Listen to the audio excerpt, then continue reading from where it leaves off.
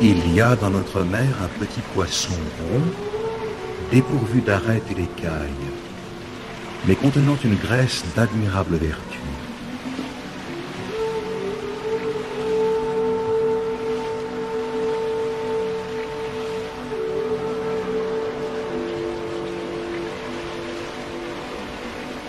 Aussi, le doit-on cuire à feu doux jusqu'à ce que son humeur et sa graisse soient intégralement rongées et détruites.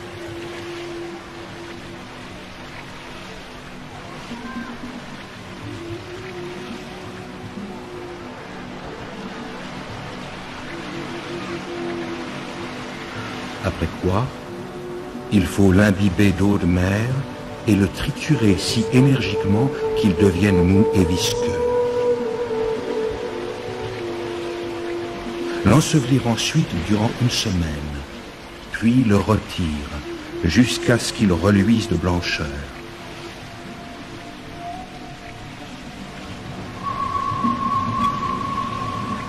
Lorsqu'il est brillant et suffisamment blanchi, que son eau lui a été rendue et qu'il a été imbibé de sa propre humeur,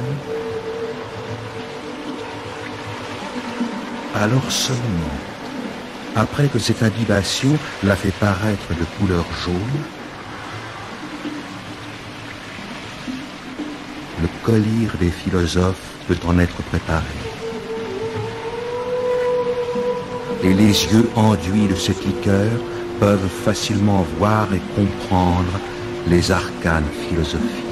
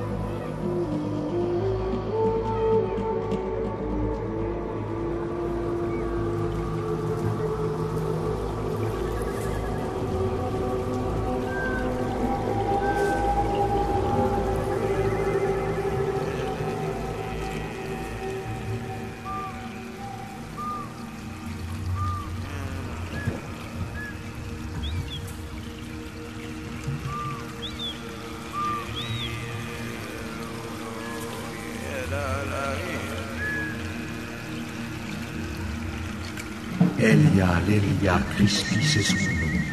Ni homme, ni femme, ni androgyne. Ni vierge, ni adolescente, ni vieille, ni chaste, ni prostituée, ni vertueuse. Mais tout cela ensemble. Ni la faim, ni le fer, ni le poison. Ne l'ont supprimé, mais tous trois réunis. Ni au ciel, ni dans les eaux, ni sur les terres. Mais en tout lieu, elle gît et sommeille. Lucius, Agatho, Psicius. Ni mari, ni amant, ni parent. Sans affliction, sans joie, sans pleurs, sait et ne sait pas pour qui il édifia ceci. Ni tertre, ni pyramide, ni tombeau, mais toutes ces choses à la fois. Ceci est un sépulcre qui ne renferme aucun cadavre. Ceci est un cadavre que n'enferme aucun tombeau. Ne font pourtant qu'un, le cadavre et le tombeau.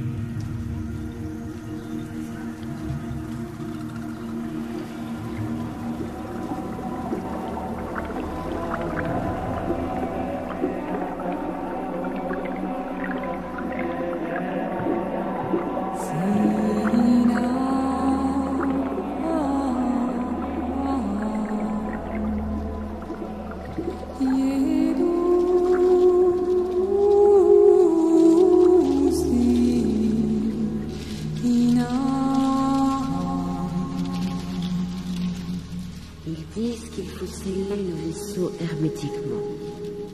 Or, le sceau d'Hermès a un double sens.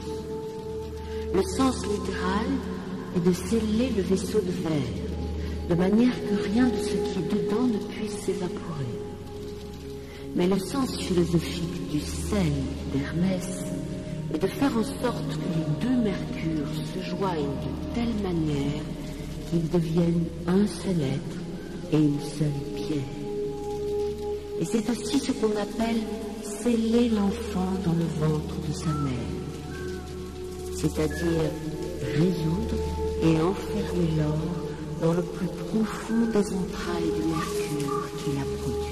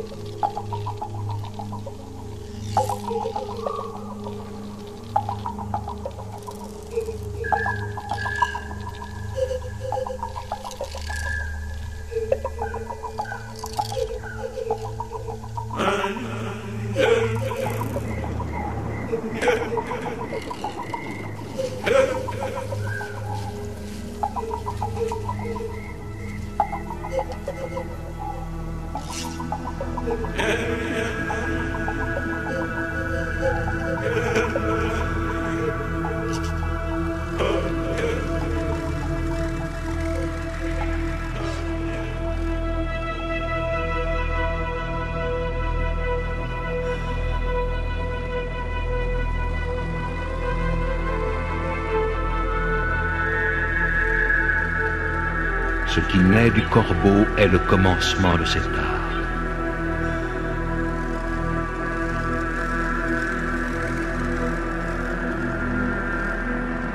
Voici. J'ai obscurci ce que je vous ai dit et je lui ai ôté sa clarté par un circuit de paroles.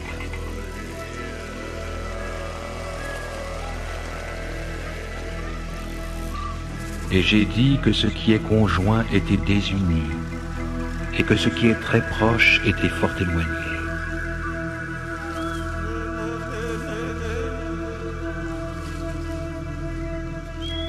Je vous ai déjà montré l'accomplissement ou la fin de l'œuvre. J'ai ouvert le livre à ceux qui savent. J'ai scellé aux autres les choses qui leur sont cachées et inconnues.